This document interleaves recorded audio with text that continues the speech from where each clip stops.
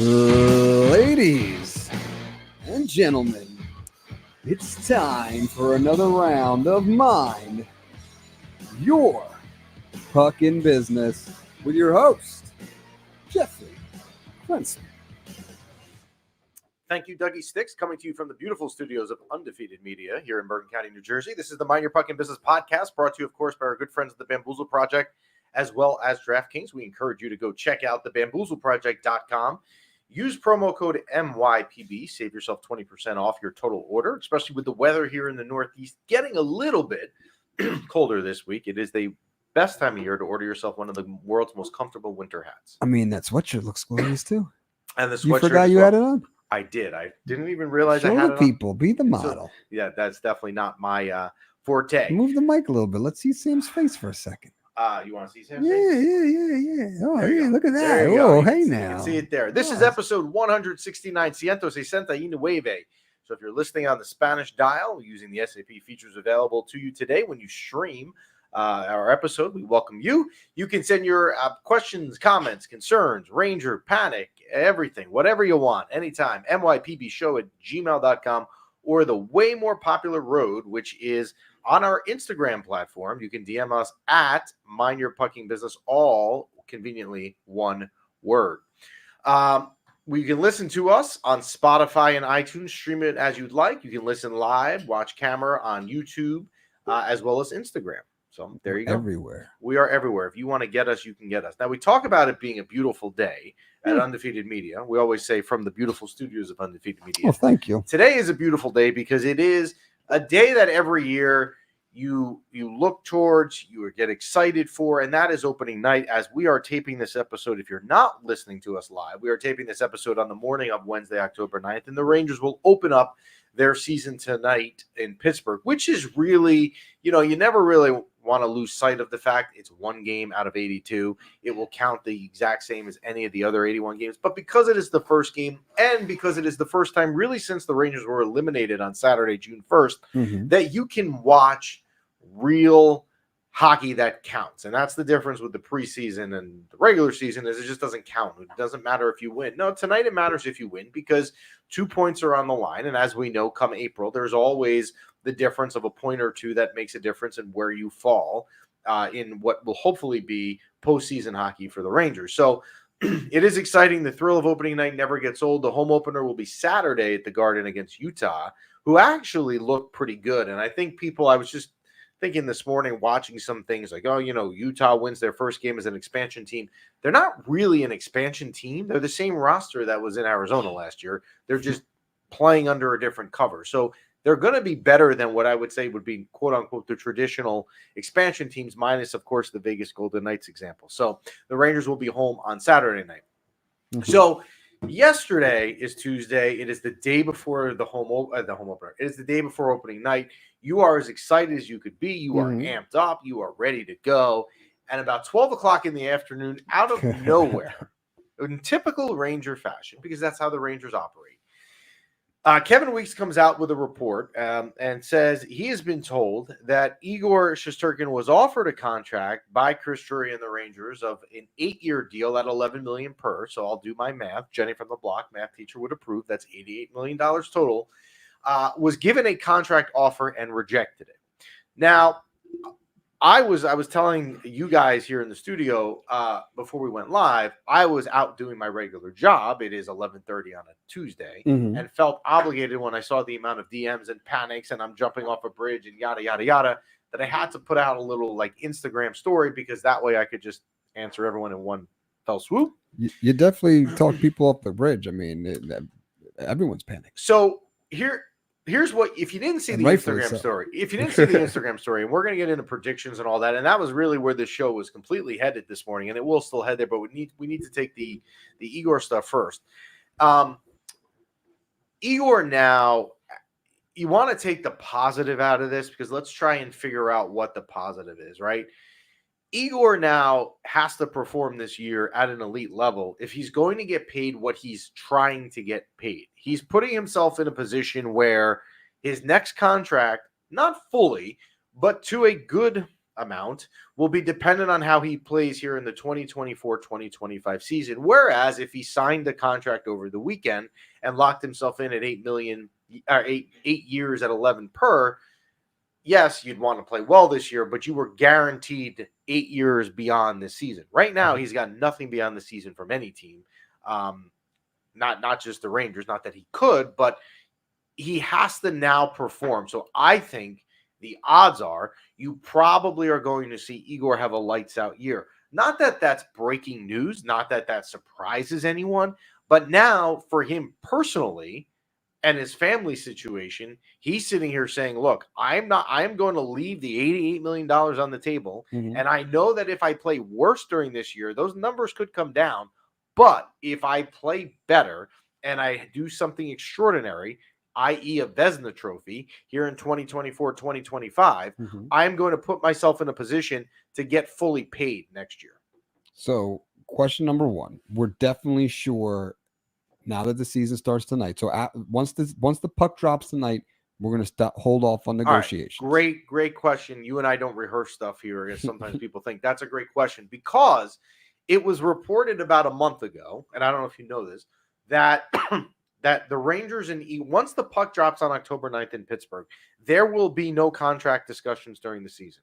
If Igor is not signed by October 9th, when the season ends, and hopefully for Ranger fans, that's late in June, when they step off the ice on that last game, Igor is still not signed. They will deal with it in the offseason. I don't know that I believe that. Like if Chris Drury feels at some point, and I'm not saying he should or he shouldn't, okay, it's now November 15th, and I want to try and speak to Igor.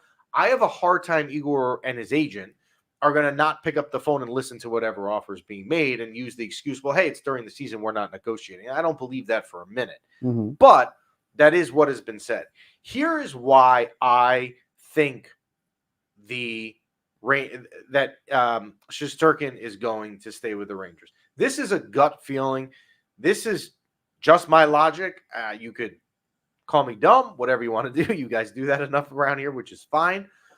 I think at the end of the day, Igor Shesterkin is going to realize that he can play in New York City on an Original Six franchise in the world's most famous arena at MSG and have a good team around him with a chance to win. It's one thing if this was the New York Rangers of 2002 or the late 90s, where, yes, you had the New York City appeal. Obviously, you had MSG. That hasn't changed. But the teams around him didn't give him a chance to win. The Rangers have about as good of a chance to win the Stanley Cup this year as maybe any of the other 29 of 31 other teams. Maybe there's two teams I would say have better odds of, and we'll get to that. That's a little preview of predictions in a couple minutes. But I just think at the end of the day, and I don't think Chris Drury and the Rangers, forget the New York City thing with this, I don't think you can allow a player who's playing arguably the most position in the sport in the prime of his career to just walk away. I just don't think it's going to happen. Now, does that mean Chris Drury may what we all think is overpay? Maybe. We hope not. But the concern with the contract yesterday, and again, this is what we said on Instagram yesterday, that was a pretty fair deal for Igor. Like when I heard that, it's one thing if Igor rejects a 6-year deal at $9 million per, and that's your starting point, right? And then you go up from there. But if he's now turned down $11 million per year at 8 years, he's not going to turn around at any point now and say, I'm going to take 10.25. It's not going under 11. Now, I think the term could change. I think what you might see is maybe you get 12 million per or 13, but they lower the years, which wouldn't be the worst thing because I think 8 years is too long. But I don't know. Is there any benefit whatsoever of not having a deal before the end of the season?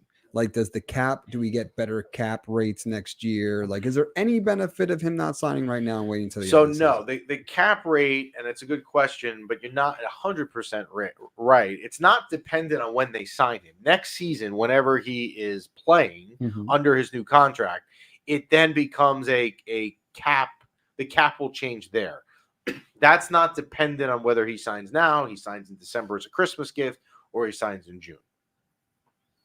So, but the cap does go. The cap does go up. So you would have 1 year less of that. well, growth. you'd have his percentage of the team's total cap per season will change because the cap is going up.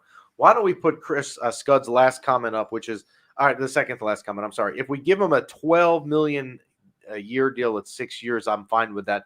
I would be fine with that also. Now, again, I think the term here, because we Ranger fans went through this with Lundqvist, I think that 6-year deal is key, right? I think if you can get it down, and if you had to go up to $12 million a year, maybe you live with it. But yeah, it's just, it wasn't really like the kind of news you want to read yesterday on a day where you're kind of getting excited.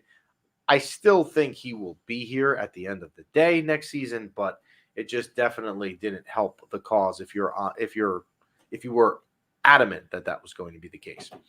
Training camp ends, preseason ends, thankfully.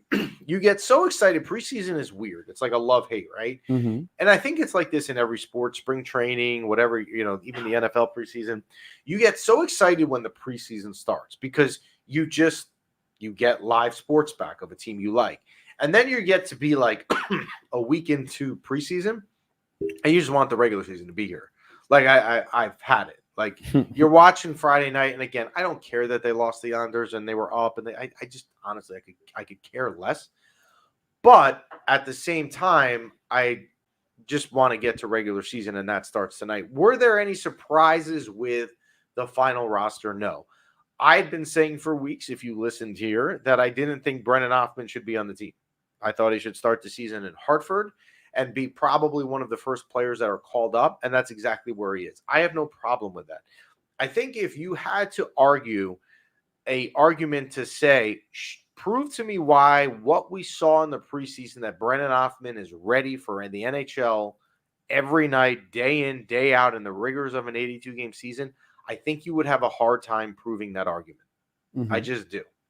And so for that reason, the Rangers certainly would be in agreement with it and move on and send him down to Hartford. I didn't have any surprises with the final roster. We actually did a prediction post late Friday night after the last preseason game. I don't have any issue at all with Mancini being here, filling in Lindgren's spot, because at the end of the day, what else, as we talked about last week on the show, what else were they going to do? You didn't have another option sitting there in Hartford that earned the spot any more than Mancini did. Now, I'm hoping that tonight and these first games, you're not seeing a defensive pairing of Mancini and Jones, because to me, that's just an amazingly defensive liability pair. Hopefully they will not do that. But Mancini is not going to be the difference whether this team is successful or not. So you just hope he limits mistakes. You almost hope with Mancini that you don't even notice he's playing, and then he's doing fine. Because if I'm not noticing he's doing anything wrong in the role that he has to play, he's probably doing fine. Getting into some predictions before we give our Ranger predictions for the season. We need to thank the people that listen to us or follow us on Instagram. We put up a story on Monday night. Here are the questions we're going to cover in the predictions, which we're going to do in a couple minutes, and then we're going to put into it as well. We put up what questions do you want us to answer? Like what questions are not here? To say, like, I was floored by the amount of people that responded, and I think we put the total number on the Instagram story. To say I was floored by the amount of people that responded with questions on what they want us to answer would be the understatement of the century. So we appreciate you. We're going to try, can't get to all of them, but we're going to try to condense some of them into similar topics, and hopefully that will help people. Before you start, because this is an interesting thing that's still on the Igor train. Chris says Igor is going to sign when he gets offered more than Panarin. What's Panarin's deal? Panarin is paid more. I don't know that that's true. I don't think Igor's MO is to top Artemi Panarin's contract. I think Igor's MO curious, is what is Panarin's? Do we know? I believe it's 11.5, maybe. Someone can answer in the chat. For how many years? Panarin has 2 more years left, I think. I believe it was a 6-year deal. So, yeah, it was a 6-year deal. So I believe he has 2 left. Interesting. Yeah, we'd have to look at that. So, all right. So predictions. Here we go. Yeah. Let's start with let's do positive and negatives for Mhm. overall, right? Okay. As you sit here on October 9th, you are 8 hours away or 9 hours away from puck drop on a new season. Mhm. What are the positives that work in the Rangers' favor? Let's break them down. Mhm. The first thing, I've been saying this for weeks, it gets talked about nowhere else, and I don't know why. And it is that the Metropolitan Division that they play in, that they will play more games in the Metropolitan Division than any of the other three divisions, is, to me, the worst overall division in hockey. The Devils are good. I will give them that. The Devils thing, they need to stay healthy. Carolina, in the offseason, they lost Pesce to the Devils. They lost Jake Gensel to Tampa. They didn't really replace them with anyone that would make you really worried or make you scared. So I'm not buying Carolina. And I understand Carolina's been up there with the Rangers, but now, they're like a step back. The Islanders, as in typical Islander fashion, if you say to an Islander fan in the offseason, what does your team need to do in the offseason before next season starts? What will the Islanders need to do? They will always tell you they need to get scoring. The Islanders always have a lack of scoring. That is what they're known for. What do they go out and do to address that? They sign Anthony Duclair. No chance to me that is the answer. The Anthony Duclair should not be counted on. So I think the Islanders may surprise some people, but they're not in the Rangers class. The Flyers, I think, and this is just a bold prediction, this is a hot take, I think they are going to take a step back this year. They overachieved last year with John Tortorella. He did a masterful job with that team. However, if you look at Jonathan Tortorella's history, when you have a team that overachieves the next year, you take a sharp U-turn backwards. And there is no better example of that for Ranger fans than 2012 and 2013, when the Rangers had an amazing regular season, won the President's Trophy in 2012. I believe they won the President's Trophy that year, had an amazing regular season, finished first in the East, and next year John Tortorella was fired. So I just think that. The Caps and the Pens, the Capitals made some moves here in the offseason, but their stars are only getting older. Already Oshie and the Capitals, I believe, is hurt. You respect Sidney Crosby, but he's older now. Just father time has to take its toll on some of these players. And so I just think that they're taking a step back. And Columbus, obviously what they went through in the offseason is horrible. But they're also, their on-ice product is not very good. Okay. So the Metro Division to me is the worst in hockey. And I see some comments about the Pacific being bad. The Pacific, to me, they still have Vancouver. They still have Edmonton. I believe they're out there. LA's not terrible. Is Dallas in the Pacific? I believe the Kraken are good. Yeah, the Metropolitan Division is worse to me. You know what we could do?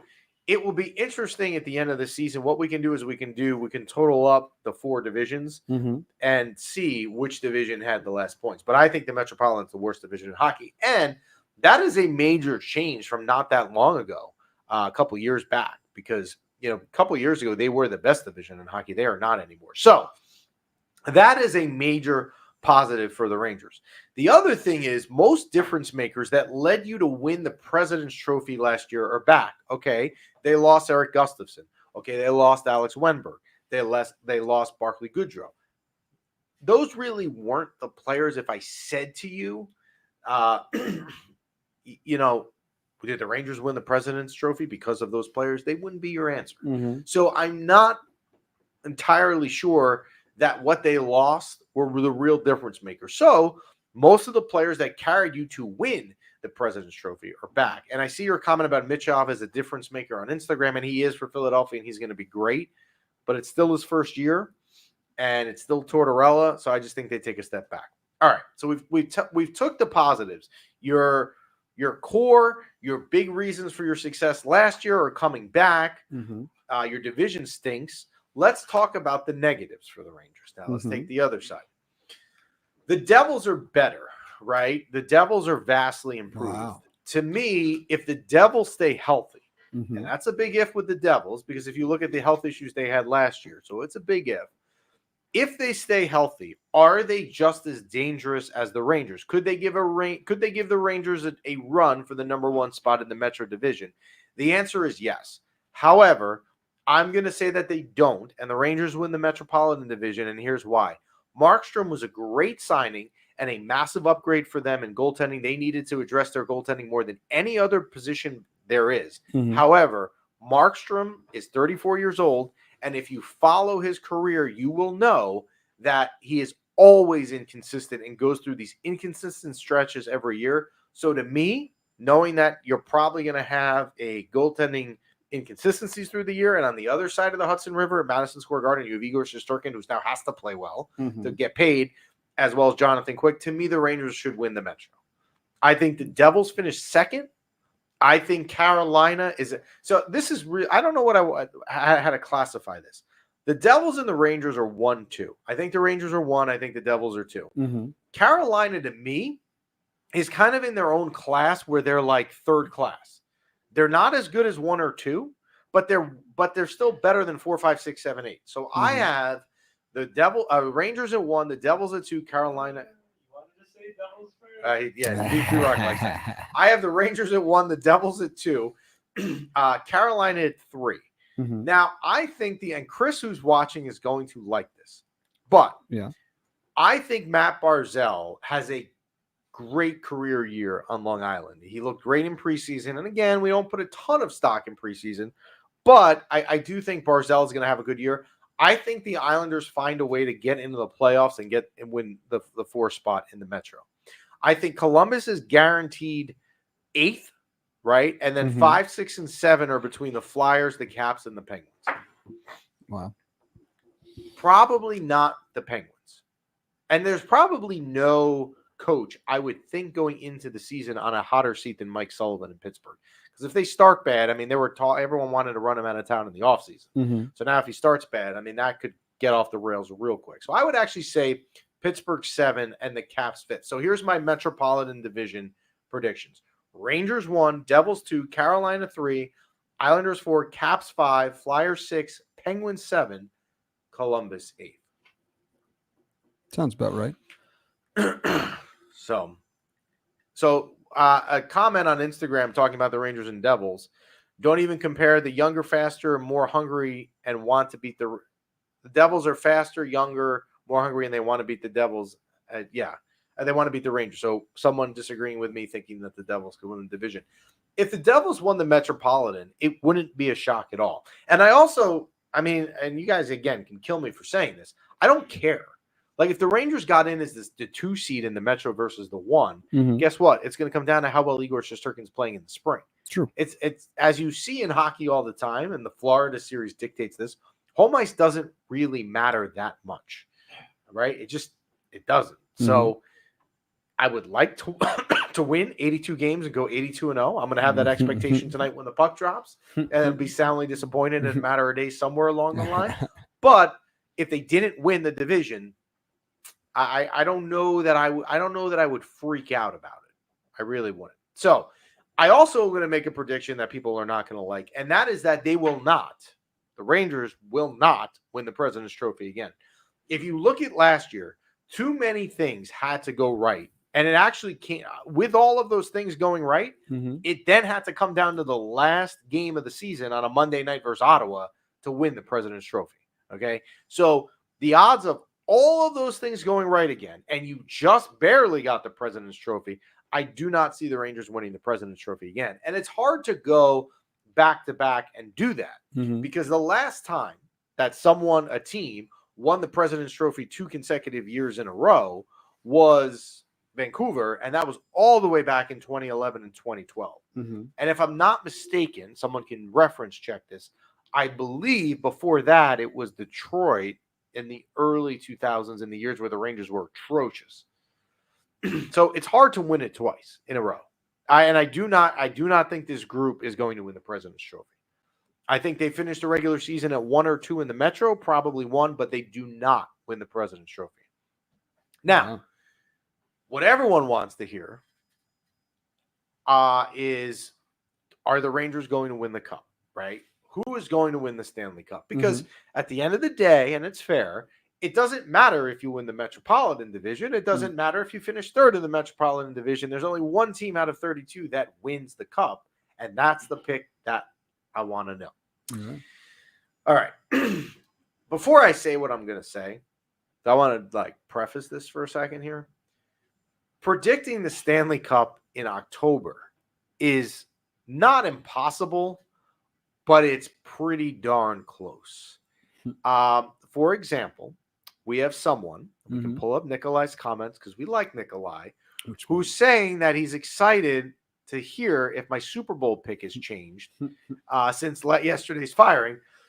Because if you listen to MYPB, you know a couple weeks ago I picked the Jets to win the Super Bowl. That was 4 weeks ago, and I probably got it wrong. So to make a prediction in October for who's going to hoist the Stanley Cup at the end of June, which is literally 8.5 months away, pretty darn impossible. But I'm going to do it. I'm going to do it. I'm going to give you a Stanley Cup prediction. And then we're going to put someone on the spot. But we're going to do my Stanley Cup prediction. Yeah. All right, you ready? Yes. The team that is going to win the Stanley Cup in June of 2025 is the Edmonton Oilers. Wow. Here is why. Not only, it's not because they got to Game 7 and they were close, although that's part of it, right? And obviously, most of that team is back, led by the greatest player in hockey, Connor McDavid. But what people are not talking about at all, and it wasn't talked about a lot last year, was that when Chris Knobloch, who came from the Rangers AHL affiliate in Hartford, took over that team in December, their record was unconscious for the rest of the regular season to get even in the playoffs, how high they made it and how high they finished in the standings. Now they have a full training camp under him and they have a full regular season. And kind of like the Florida method, right? They made the Cup last year and lost to Vegas, come back the following year and win it versus Florida. I'm sorry, win it versus Edmonton. I think Edmonton is going to follow the same script. I also think Canada, and people may get annoyed at this, I think Canada is just completely overdue to win a Stanley Cup. The last time any of the Canadian cities have won a Stanley Cup, which is mind-boggling, was 1993. If you think it is a long time since the Rangers won a cup 30 years ago, think about being in the entire country of Canada, which is you haven't seen a Stanley Cup in any of your cities, in any of your six, is it 6 cities over there? No, 7 teams, right? Because Winnipeg is back. Right? So you have Ottawa, Toronto, Montreal, Winnipeg, Vancouver, Edmonton, Calgary. You have 7 Canadian teams. Not a single one has won a Stanley Cup in 31 years.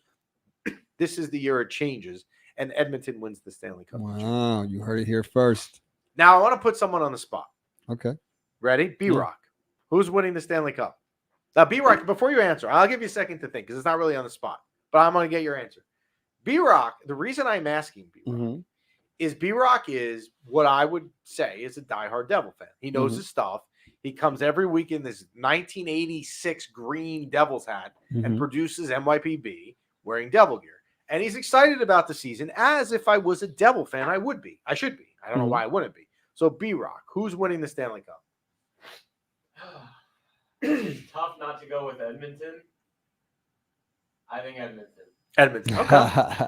All right. You know what? Here's why I respect you. Well, not the only reason. One of the reasons I respect you is I gave you a layup to say the Devils, right? Like just to be a homer. Oh, the New Jersey Devils, right? And you didn't do that. And for that, you earn more respect. Do you want to make a Stanley Cup pick? Yeah, I'm going to go the opposite. I'm the homer. I'm going to go with the Rangers. You know, 30 seconds. The only reason why I'm not saying, the Devils need a goalie. So, Rangers got that goalie. So the Rangers to me. So I think Edmonton obviously is my pick to win the Cup. I think Edmonton has the best shot. However, there are plenty of other teams around the league, and the Rangers included in this conversation, that can definitely win the Stanley Cup. That wouldn't be a surprise. Like if you sat here and let's say you were a neutral hockey fan. Let's say you were a Utah fan. A Utah fan, okay? Who started out 1-0. So you love the sport of hockey, you follow it. Here's my example. You're a writer for hockey. So you have to be neutral. You don't have a fandom, you don't support any of the 32 teams, but you cover hockey, you know the game inside and out. Okay. And I told you that in June of 2025 the Rangers would win the Stanley Cup. Would you be surprised? No. Chris is saying the Stanley Cup will be a rematch of 2000 with a different winner. Let me go back in my head. and think. That's not the Devils and the Stars, is it? Let's find out. Yes, it is, I believe. Am I right on that, B-Rock? Didn't you win the Stanley Cup? Yeah. The Jason Arnott goal?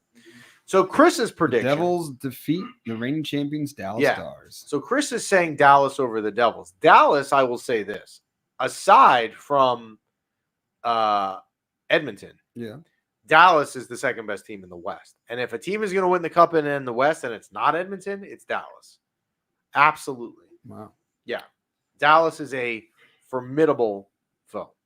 So we'll take some Instagram comments. A lot of people commenting on the Igor situation. You know, he can't pay a certain player a certain amount. And trade. Let me answer the other questions that I'm sorry about that, guys. The other questions that we promised you that we would answer on while you're pulling that up, and you just talked about it. I think Chris makes a valid point. I don't think Igor is petty at all. But if Panarin got 11.5, I think in Igor's agent's mind that Igor's the most valuable player on the team, he should be getting the most. Yeah, but again, it's not a bad argument. But again, it's not Igor. Igor's objective is not to sit here and say, I need to out. I get that. Not in a petty way, but his agent's looking for any straw to get every ounce of money. He might be like, Igor's your most valuable player. You gave Panarin 11.5. You got to give him 11.7. Yeah. Okay. Do you think Igor would accept 12 for 6? Yes. And I think for the Rangers, if that was the case, I would actually do that. Taking some of the other questions that you guys submitted, who will be the team's MVP? Well, I'm going to give you the obvious answer, and I'm going to give you the not obvious answer. The obvious answer would be Igor, right? You would think. But if I didn't have to say Igor, it would be hard to not say Panarin, right? I don't think Zibanejad and Kreider are in parts of their career right now where they can be a team MVP for a season. I would say Panarin. Even with the spotty production. Yes, even with the spotty production. Well, that would back me up. Could Laugh step up if he has consistent production? Good thing. The next question is, will Laffy Taffy take another step forward this year? My answer is yes, but Lafreniere will not take as big of a step as he did last year, but he will continue the what was the word? Not progression. Progression. That was the word. Transgression, aggression. Progression. He will continue the progression upwards, but it won't be as monumental as last year. So, yes, Lafreniere will take another step, just not as big. The other questions that you guys submitted, and again, there are so many of them. So, someone's asking for the Powerball numbers. Don't have that prediction. Hedl. Will he stay healthy through the year? No. How could I, if I have to be fair, I would love him to be healthy. But here's a guy who can't stay healthy. How in the world could I sit here and answer that question and say, Philip Hedl will stay healthy all year round? I can't. No, so he will not be healthy. Predict for us, please, Capo Caco's numbers for 2024-2025. I would say Capo Caco gets 35 points and continues to be disappointing in the overall picture of him being a second overall pick. Does Lafreniere get his first 50-goal season? Absolutely not. No chance this season that happens. If he does, it would be amazing. And that's probably, hopefully, in the cards for him down the road. But does Lafreniere get 50-plus goals this season? The answer is no. Another question. Who else will be traded before the deadline in addition to Kakko? So Kakko is the most likely candidate, I would say, right now to get traded at some point during the year. Who else will be traded before the deadline? I wanted to say Ryan Lindgren, but that doesn't make sense because he's on a one-year deal. I would say K'Andre Miller. Igor. Okay. Will the top line show up this year?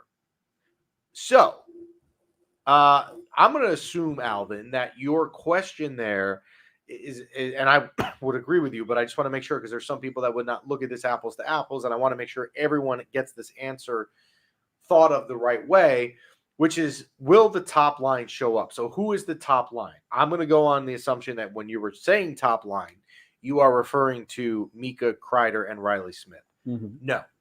And I think Riley Smith does not work out. I just don't. I do not think that he ends up being the answer on that top line. Again, I would love to be wrong. I think you're going to get a similar year out of that top line as you got last year. Like, you're not going to get the Chris Kreider 50 goals again. How likely will it be that Capo Caco gets traded?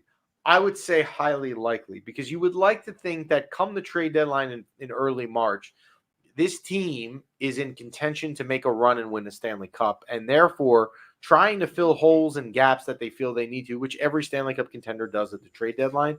Capo Caco would probably be your biggest asset to get you something back to fill those holes. But is he? Like, what are the chances? What is the percentage? This might be a dumb question. What are the percentage of him being traded or him being released? He won't be released. Capo Caco. He's got too much value to Yeah, that. He yeah. hasn't done He's anything not- in he's the not last 2 seasons. He's not getting released because you can get something from him. You release him, you're not getting anything back. All right. So what would be the minimum you can get from him? Right now, I mean, Chris is watching. He can answer this.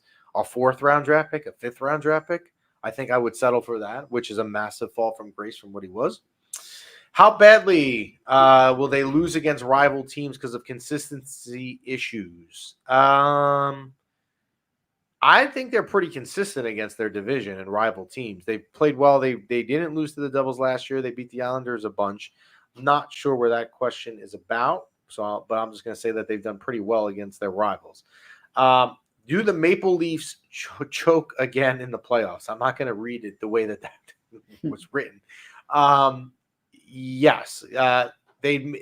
Hiring Craig Berube was a great move, and that's not a slight on Sheldon Keefe, but Craig Berube has won a Stanley Cup, but he's not that good of a coach to just change the entire atmosphere of a franchise that always chokes in the playoffs. Cup final. Who is your cup final? That's a good question. So we know Edmonton's in it. I already said that. Mhm. Who's in it from the East? I'm gonna say the Rangers. I'm gonna say Edmonton and Ranger Cup final. Wow. League MVP, Norris winner, and Vezina. The MVP to me is Connor McDavid. He's on another planet. If he stays healthy, he wins the MVP easily. I'll even go on out on a bigger limb and say that he wins it unanimously. Norris Trophy winner, I'll say Kel McCarr. Vezina winner, Igor Shesterkin, because he needs to, because he's got to obviously make his contract. Over under on Mika Zibanejad total goals this year. How many did he have last year? The over under is, in my mind, without looking, I don't know why, I want to say 27.5. How many goals? That's my over under. How many goals did he have last year? I'm looking. The research team here. Yes. In the 2023-2024 season, he had 26 goals, 46 assists. Okay. So I'm going to say, so I wasn't that far off. I'm going to say his over-under is 27.5. I'm going to take the under because the 5-on-5 play is terrible. And Chris, who's watching, hates when I say that, but I'm going to say his 5-on-5 play. Nikolai, who asked the other day, and he even put it in the chat the other day, I'm going to take it for you, Nikolai. What 3 current New York Rangers won't be here next year? Who will be gone by the deadline? 3 current New York Rangers. Trouba for sure. He's gone. I'm going to say Ryan Lindgren is gone. 2 injury prone. He's on a 1-year deal. So we have Trouba, Lindgren. I need to pick someone who's not a defenseman. I am going to say Riley Smith. Riley Smith, Jacob Trouba, and Ryan Lindgren are not here next year. And who will be gone by the deadline? Kako, which would also then, I guess, answer the first question, which 3 Rangers would not be here next year. Anyone of note that you could see us signing or will be in free agent that we will possibly get? I haven't even, honestly, I haven't even looked at next year's free agents. Dark horse team of the season. I would have wanted, I don't know why, I would have wanted to say Buffalo, but what happened the other day against the Devils twice wouldn't make me believe that's right. Dark horse team. I think Ottawa can surprise some people. They now have some goaltending with Olmark. They haven't been, as bad as people think. So I'll say a dark horse team in each conference. Dark horse team in the East is Ottawa. Dark horse team in the West is Nashville. Somehow the Stamkos signing will work out and some of the other moves they made. I'm going to say Nashville. So Nashville and Ottawa are your 2 dark horse teams. Will Othman join the team midseason and become an integral part of a cup run? He will join the team at parts in the season when players get hurt, which is inevitable, and they do call up, but he will not be an integral part of the cup run. Best player that does the most off the score sheet this season. Ooh. First thought, Will Cooley. Will Cooley. Best player that does most off the score sheet. I'm going to go on the rules that I cannot pick a player who's doing a lot on the score sheet, but is meaningful ice time. I will say Will Cooley. Who was it? We talked about him a lot. It wasn't Zach Jones. Who was it? Was Kako that we were saying he does a lot defensively. Yeah, but here's the problem. He does. But that's not what you draft the second overall pick for. Mm-hmm. We'll take one last question. We'll take it live, and that is Brett McConnell, and that is, you want to pull it up, does Igor get booed at home? The answer is no. And Jacob Trouba shouldn't be getting booed either. Somebody in the Mind Your Puck, and I don't remember, I'm not saying somebody because I'm trying to like avoid calling someone out. I honestly don't remember. Someone said in the MYPB group chat the other day, which, by the way, if you're listening and you like Ranger hockey, you should 110% be in this group chat, especially like on nights like tonight where it'll go crazy. Was saying that he was excited to go to the game this Saturday night, the home opener, and you'll hear him booing Trouba. Like, what? Why? Yeah, Why? I mean, I support it. Stop. I support it. You support booing Jacob Trouba? I think Igor should get a little boot too. Let him hear it. Let him hear it. $12 million a year. Yeah, come on, sign the papers, dude. Come on. What do you think? Undefeated media. Like if we went into, I mean, look, it's not apples to apples. Yeah. But like if we went into the big wigs of undefeated media, started booing them. What? No. and said, right? Chris has a good point. Only New York Ranger fans would boo their best player performer and demand that Rempe's in the lineup. I'm not even going to approach the Rempe stuff today. How many goals does Rempe score? How many goals does Rempe score? 55.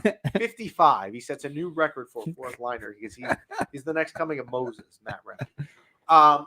If we went into like the big wigs of undefeated media and said like, hey, it's the new season, it's season 5. Yeah. We need a new contract. If the people of MYPB gave us a favorable deal like Igor got, and we didn't take it and demanded more, I think they'd have a right to be annoyed at us, but I don't think that you'd get booed. Wait, so MYPB is coming to undefeated or undefeated is coming to MYPB? Say that one more time. I don't know. Forget this. I don't know. Who's booing who when you walk in that studio? Are you coming in booing undefeated or is undefeated boo? I come in here, I don't bother anyone. Yeah.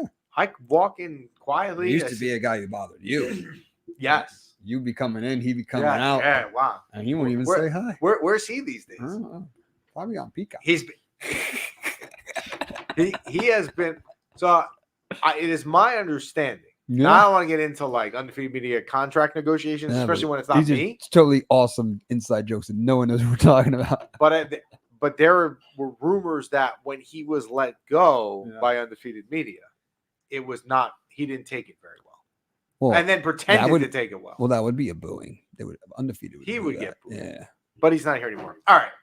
Those are all your predictions. Enjoy the game tonight. Let's go quickly to the NFL. What a disgusting week we had in picks last week. Yeah. Last week was one of those random weeks where when we made the picks, I thought that I was confident. And I see some Instagram comments. Riley, if you want to DM us, I will show you where to get the Sam sweatshirt that we're wearing because you like the sweatshirt. We'll give you a promo code as well there, and they're not expensive. Back to the NFL. I for some reason last week it's like one of those weeks where I was like, oh, I love that these picks, and they were bad. We had the Jets plus 2.5 against the Vikings. That didn't hit. We had Washington -3 against Cleveland. That was the only one that did win. The Bills -1 at Texans didn't hit. The Seahawks -6 at the Giants didn't hit.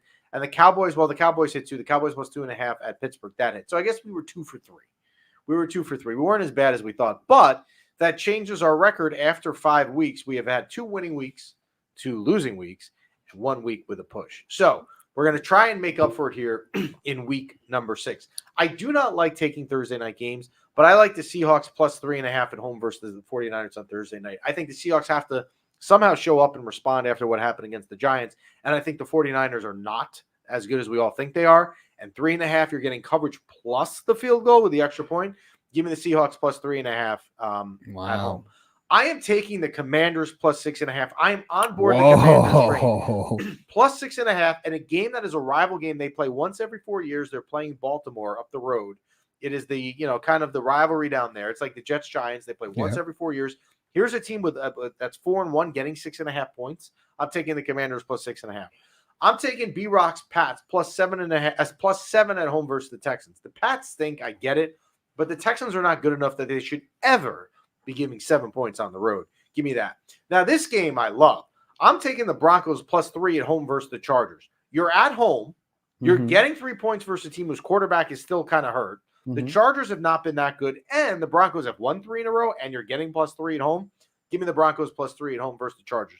Lastly, I think Tampa Buccaneers are having a tough week here with the Hurricane, right? They're getting displaced. There's a million things going on. Then they got to go on the road, play New Orleans team that might not have Derek Carr, but that New Orleans team is getting 2.5 points, and they've been playing well against the team that's had a whole week where they've been disheveled. I'm taking the Saints plus 2.5 at home versus the Bucs. So to recap, give me the Seahawks plus 3.5 at home versus the 49ers on Thursday night. Give me the Commanders plus 6.5 at Baltimore. Give me the Pats plus 7 at home versus the Texans. The Broncos plus 3 at home versus the Chargers. And lastly, the New Orleans Saints down in the Big Easy home plus 2.5 versus Tampa Bay Buccaneers. If the Commanders win against the Ravens, the Commanders, that's a big milestone for the Commanders. That's like they're like coming out party. Like, all right, we're actually a contending team. And there's a lot of talk that Jaden Daniels could be, a rookie MVP candidate. It's in the discussion. So we'll take an NFL question on Instagram. Do you think the Jets will turn it around after the coaching change? No, I absolutely do not. The problem with the Jets, Saleh is a defensive-minded coach, right? He came here because he was the defensive coordinator for the 49ers. The defense was not a problem, right? It's an offense. And what they should have done, and they didn't do because he's Aaron Rodgers' boy, was get rid of Nathaniel Hackett. So if you tell me that, like, they're going to get a boost because they're playing for a new coach next week against the Bills on Monday night, I could maybe. Who's also a defensive-minded coach. He was a defensive coordinator. Yeah, right. They filled him in with another defensive coordinator. I don't like the team's issue right now. I mean, there's multiple issues, but the biggest issue is not defense. And they didn't bring in someone that would address offense. So do I think they're going to turn it around? No. Would I like to be wrong? Yes. Chris with a wonderful comment on YouTube. The problem with the Jets is that they are the Jets. Yeah. And that is true. I mean, those question of the 3 interceptions from Aaron Rodgers. That's on, it's pretty crazy. Against. Now, your old boy, I would think you'd be celebrating because they played Sam Darnold, who we know you love. I just think he was treated unfair. I just think he didn't get a fair shot. And as you could see, I was right. Yes, although it does help him. I'm not taking anything away from him, but it does help he has Justin Jefferson. Sure. But he's doing the most. But this is the era we live in where we throw the baby with the bathwater. Is that the right way? Like, there's a problem, head coach and quarterback. There's other problems on teams besides head coach and quarterback. The quarterback doesn't make time to throw the ball and his line's not blocking. So I don't know. I don't remember what the exact situation is. I just, I don't think Sam Darnold got his fair shot. And now you can see with a decent team, 5-0. It's a fair point. So enjoy opening night tonight. The Rangers schedule, they will open in Pittsburgh tonight. Home opener Saturday night at home versus Utah. And then they will be home on Monday night versus the Red Wings. That will actually be the start of a home and home with the Red Wings as they will be back out in Detroit next Thursday. Thank you guys for all your comments. We tried to get all your questions. I apologize. If you want anything answered, send us a DM. I'll make sure we get to it today and get your opinions shared and answered. Thank you to the Bamboozle Project as always. Those of you commenting on the sweatshirt, you can go to the bamboozleproject.com, pick your sweatshirt, and you can actually pick your sweatshirt in any color you'd like. Just a little opportunity through a drop-down box. You can pick, Jenny from the block has it in blue, actually.